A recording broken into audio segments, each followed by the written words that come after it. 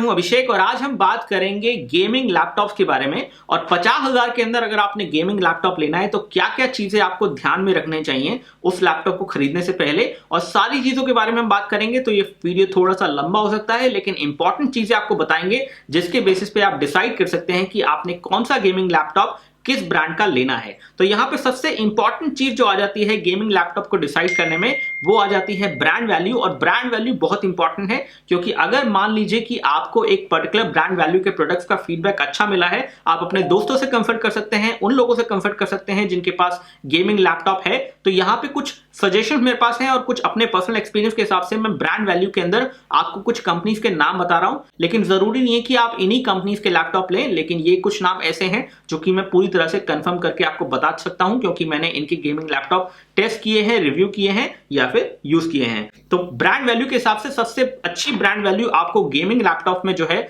वो मिलती है एसूस की तरफ से। एसूस के काफी अच्छे गेमिंग लैपटॉप यहां पे हमें देखने को मिलते हैं। उसके बाद जो अफोर्डेबल में आ जाता है वो है लिनोवो। तो लिनोवो में भी आपको अच्छे गेमिंग लैपटॉप देखने को मिलते हैं। इसके बाद अगर हम स्पेसिफिकेशन की बात करें तो गेमिंग लैपटॉप में प्रोसेसर सबसे इंपॉर्टेंट चीज होती है। तो ऐसे में अगर आपका गेमिंग लैपटॉप का प्रोसेसर इतना फास्ट नहीं होगा तो गेमिंग परफॉर्मेंस अफेक्ट होगी और ऐसे में आपको अच्छा गेमिंग एक्सपीरियंस जो है नहीं मिलेगा। और ऐसे में आप यहां पे ये ध्यान रखिए कि कोई भी गेमिंग लैपटॉप अगर आप लें तो उसे आप AMD के प्रोसेसर के साथ ना लें, उसे आप इंटेल के प्रोसेसर के साथ ही लें। और इंटेल के जो प्रोसेसर आप कंसीडर करें वो कंसीडर करें या तो 5th जनरेशन या 6th जनरेशन या फिर 7th जनरेशन। तो 5, 6 एंड 7 ये 3 जनरेशन जो है लेटेस्ट जनरेशन है इंटेल की तरफ से। और कोर i5 तो कम से कम ले, अगर आपको कोर i7 मिल जाता है अपने प्राइस बजट में तो बहुत अच्छी बात है, लेकिन कोर i5 आप कम से कम ले। और ऐसे में आप ये 3 जनरेशन जो है इंटेल के कंसीडर कर सकते हैं।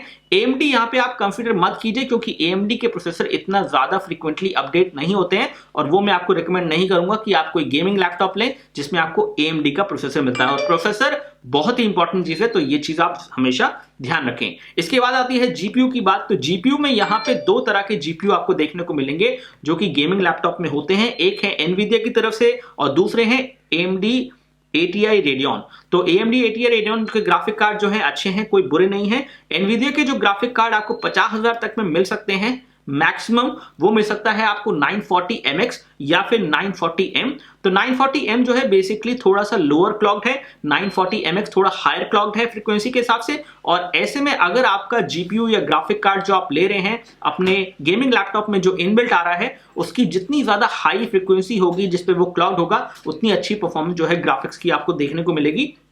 और गेमिंग करते समय फ्रेम ड्रॉप वगैरह जो है आपको देखने को नहीं मिलेंगे या फिर कम होंगे। तो ऐसे में जरूरी यह है कि या तो आप NVIDIA लीजिए जो कि बेहतर है, और NVIDIA के 940MX या 940M लीजिए, इस सीरीज का आप ग्राफिक कार्ड लीजिए, या फिर अगर इससे थोड़ा कम मिलता है तो आप 930 सीरीज पे भी जा सकते हैं। इसके बाद AMD के अंदर जो ग्राफिक कार्ड अच्छे हैं जो कि आपको गेमिंग लैपटॉप में मिल जाते हैं 50,000 के अंदर, वो है R5M430। और इसके बाद अगला जो है NVIDIA की तरफ से कुछ उसी तरह का वो मिल जाएगा आपको 930MX। तो 940MX या फिर 930MX अगर आपको ग्राफिक कार्ड अपने लैपटॉप में मिल जाता है गेमिंग लैपटॉप में, तो डेफिनेटली एक अच्छी परफॉर्मेंस जो है ग्राफिक्स के मामले में आपको देखने को मिलेगी। इसके अलावा आप बात करते हैं रैम के बारे में। तो रैम भी बहुत इंपॉर्टेंट है किसी भी गेमिंग लैपटॉप में, और मिनिमम अमाउंट ऑफ रैम जो आपको एक गेमिंग लैपटॉप में चाहिए ही चाहिए वो है 8GB की रैम। तो 8GB की रैम आप डेफिनेटली लीजिए, और वो DDR3 रैम होनी चाहिए मिनिमम। अगर वो DDR5 आपको रैम मिल रही है तो आप 4GB की DDR5 भी ले सकते हैं, लेकिन नॉर्मली ऐसा आपको देखने को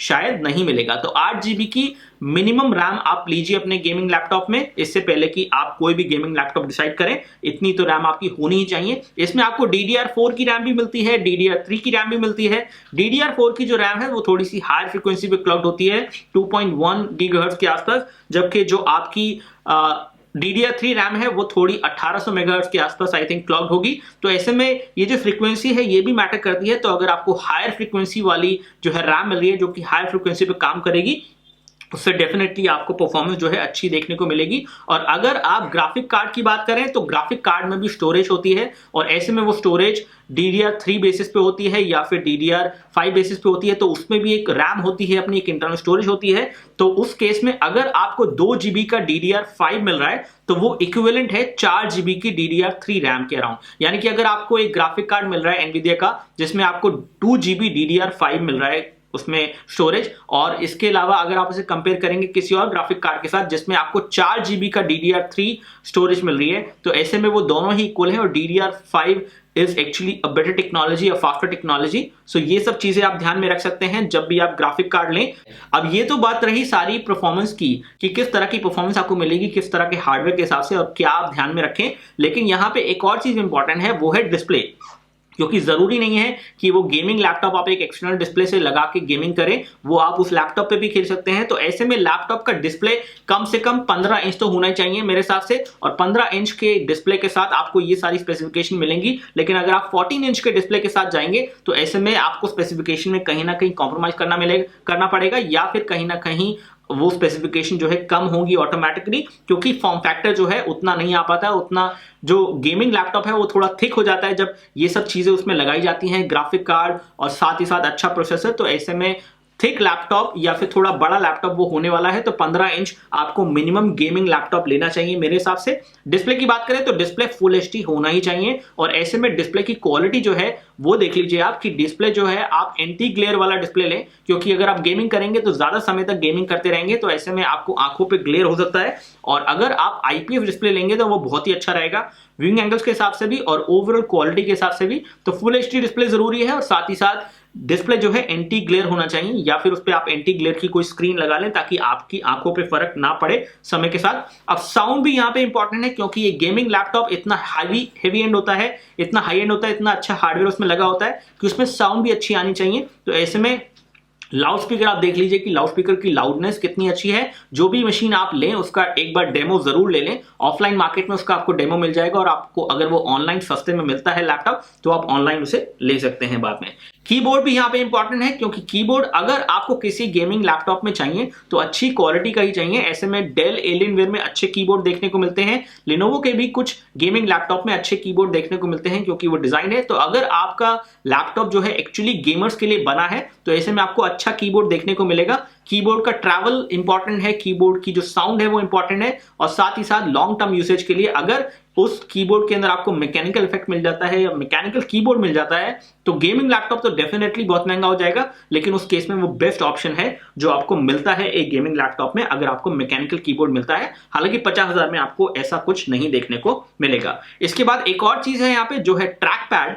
लैपटॉप का ट्रैक पैड इंपॉर्टेंट होता है, लेकिन यहाँ पे गेमर्स जो है नॉर्मली एक माउस को कनेक्ट करके गेमिंग करते हैं, तो ऐसे में आपके पास एक अच्छा माउस पैड होना जरूरी है, एक अलग से माउस होना जरूरी है जो आपके लिए एक एडिशनल परचेस है। लेकिन फिर भी ट्रैक पैड ऐसा होना चाहिए गेमिंग लैपटॉप का जिसमें आप डे टू डे यूज में अगर उसे यूज करें, थोड़ा बहुत गेमिंग करें तो दिक्कत ना आए। तो ट्रैक पैड यहाँ पे सेंसिटिव होना चाहिए और यूज करने में आसान होना चाहिए, तो वो आप जरूर देख लें कुछ गेम वगैरह चला के और ट्रैक पैड को थोड़ा यूज करके देख लें इससे पहले कि आप कोई भी लैपटॉप गेमिंग के लिए कंसिडर करें। अब जो लास्ट चीज है यहाँ पे, हालांकि ये लास्ट चीज है लेकिन इंपॉर्टेंट भी है काफी, और वो है हार्ड डिस्क। तो ऐसे में अगर आप कोई भी गेमिंग लैपटॉप लेते हैं तो ये देख लें कि उसमें जो आपको हार्ड डिस्क मिल रही है वो कम से कम 7200 आरपीएम की मिले, क्योंकि अगर आप वो 7200 आरपीएम की हार्ड ड्राइव आपको उसमें मिलती है तो उसमें आपको अच्छी गेमिंग परफॉर्मेंस जो है देखने को मिलेगी, आप अच्छा गेमिंग जो है कर पाएंगे उसमें और आपको दिक्कत नहीं होगी, क्योंकि ये हार्ड ड्राइव फास्ट होगी रेगुलर हार्ड ड्राइव से जो कि आएंगी 5400 आरपीएम पे। तो अगर आपके गेमिंग लैपटॉप में 5400 आरपीएम वाली हार्ड ड्राइव है तो उससे आपका काम तो चल जाएगा, लेकिन लॉन्ग टर्म में आपको दिक्कत हो सकती है। और स्टोरेज भी यहाँ पे कम से कम 1 TB की तो होनी चाहिए, और 1 TB की स्टोरेज आपको 50,000 की गेमिंग लैपटॉप में मिल जाएगी। और इसी के साथ अगर आप गेमिंग लैपटॉप ले रहे हैं तो थोड़ा सा और पैसा खर्च कीजिए और ये देखिए कि आपके पास जो लैपटॉप आपने कंसीडर किया है वो लैपटॉप के अंदर आपको 7200 आरपीएम की हार्ड ड्राइव जो है उसमें मिल रही है, जिससे आपका ओवरऑल गेमिंग एक्सपीरियंस बहुत अच्छा रहेगा। तो ये सारी बातें हैं जो आपको ध्यान में रखनी है अगर आपने गेमिंग लैपटॉप लेना है। इसी के साथ अगर आपको ये सारी चीजें डिटेल में पढ़नी है जो मैंने आपको वीडियो में लंबे में बताई है, इतनी सारा समय आपका लिया है, तो ऐसे में आप हमारी वेबसाइट पे जा सकते हैं और उसका लिंक वीडियो के डिस्क्रिप्शन में दिया है, तो वहां उस लिंक पे क्लिक करके आप उस आर्टिकल को पढ़ सकते हैं और आपको पूरी इंफॉर्मेशन जो है ये सारी मिल जाएगी जो आप पढ़ सकते हैं, डिसाइड कर सकते हैं अपने लिए। तो फिलहाल इस वीडियो में इतना ही। बहुत बहुत शुक्रिया आपका वीडियो को देखने के लिए। आई होप कि वीडियो आपको पसंद आया होगा। अगर आपको वीडियो अच्छा लगा है तो लाइक बटन दबाइए, भूलिएगा मत, और साथ ही साथ हमें सब्सक्राइब कीजिए, उसके लिए भी आपको सब्सक्राइब बटन वीडियो के नीचे मिलेगा। बहुत बहुत शुक्रिया आपका वीडियो को देखने के लिए। जय हिंद, वंदे मातरम।